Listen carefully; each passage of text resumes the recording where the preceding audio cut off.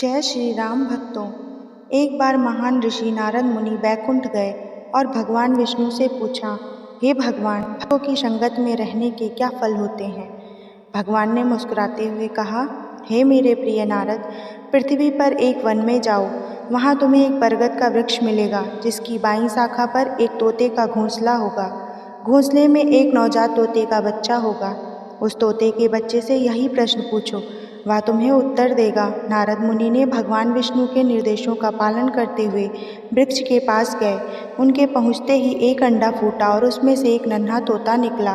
नारद पक्षी के पास गए और पूछा, नन्हे पक्षी, कृपया मुझे बताओ कि साधु संग भक्तों की साथ संगति का क्या प्रभाव होता है।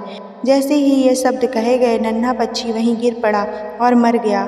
स्तब्ध और दुखी होकर नारद मुनि भगवान विष्णु के पास लौटे और उन्हें सारी घटना बताई। भगवान विष्णु ने एक बार फिर मुस्कुराते हुए नारद को एक ऐसे गांव का निर्देश दिया जहां एक ब्राह्मण के घर अभी अभी एक बछड़े का जन्म हुआ था। भगवान ने निर्देश दिया, बछड़े से प्रश्न पूछो और अपना उत्तर पाओ। नारद गांव गए और उन्हें नवजात बछड़ा मिला। बछड़ा जैसे ही अपने पैरों पर खड़ा होने लगा, नारद ने पूछा, प्यारे बछड़े, मुझे बताओ, भक्तों के साथ रहने का क्या फल होता है। जैसे ही उन्होंने अपना प्रश्न समाप्त किया, बछड़ा भी वहीं गिरकर मर गया। अब अत्यंत दुखी होकर नारद मुनि सोचने लगे, मैं कितना पापी हूँ, लगता है मैं 2 मौतों का कारण हूँ। शोक में डूबे हुए वे बैकुंठ लौट आए और भगवान विष्णु को सब कुछ बताया। भगवान ने उन्हें सांत्वना देते हुए कहा, चिंता मत करो, इसमें तुम्हारी कोई गलती नहीं है। काशी के राजा के अस्तबल में अभी अभी एक घोड़े का बच्चा पैदा हुआ है।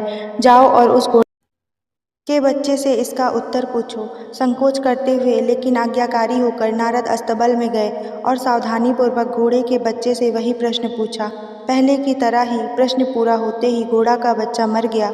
घोर निराशा में डूबे नारद मुनि भगवान विष्णु के पास लौट आए। उनकी पीड़ा देखकर भगवान विष्णु मुस्कुराए और बोले, तुम्हारे तमाम कष्टों के बावजूद तुम्हें अभी तक अपना उत्तर नहीं मिला है। अब एक काम करो, काशी के राजा के यहाँ एक पुत्र का जन्म हुआ है।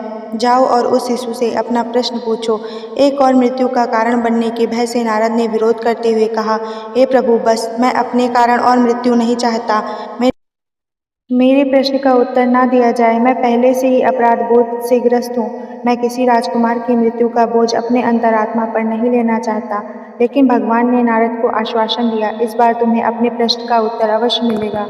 अत्यंत अनिच्छा से नारद काशी के राजा के महल में गए। राजकुमार के जन्म से महल में खूब हर्षोल्लास था। राजा ने जब नारद मुनि को देखा तो उन्होंने स्वयं को दुगना भाग्यशाली समझा और तुरंत अपने पुत्र को आशीर्वाद के लिए ऋषि के पास ले गए। नारद ने बच्चे को प्यार से अपनी बाहों में लिया और धीरे से पूछा, बच्चे, कृपया मुझे बताओ कि भक्तों के साथ रहने का क्या फल होता है। नारद आश्चर्यचकित रह गए जब शिशु ने गुटुरगू करते हुए कहा, हे ऋषियों में श्रेष्ठ, क्या आप अभी तक नहीं समझ पाए? मैं वही छोटा पक्षी था जिससे आपने बरगद के वृक्ष पर प्रश्न किया था। आप जैसे संत के थोड़े से संपर्क के कारण मैं बछड़े के रूप में मुझसे प्रश्न किया तो मैं उस शरीर को छोड़कर घोड़े के रूप में जन्मा।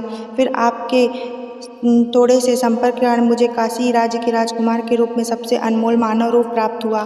यह साधु संघ का फल है, भक्तों के साथ थोड़े समय का मेल मिलाप। हे ऋषि, मुझे इस अवस्था तक पहुँचाने के लिए मैं आपका आभारी हूँ। अंततः नारद मुनि के संदेह दूर हो गए। वे पशु शिशुओं की मृत्यु से दुखी नहीं थे, इसके बजाय उन्होंने एक भक्त के साथ थोड़े समय के भी मेल मिलाप की अपार शक्ति को महसूस किया।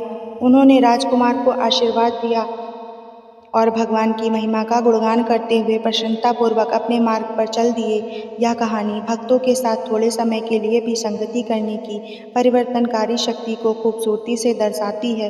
एक शुद्ध भक्त की संगति आत्मा को विभिन्न जीवन रूपों से ऊपर उठा सकती है।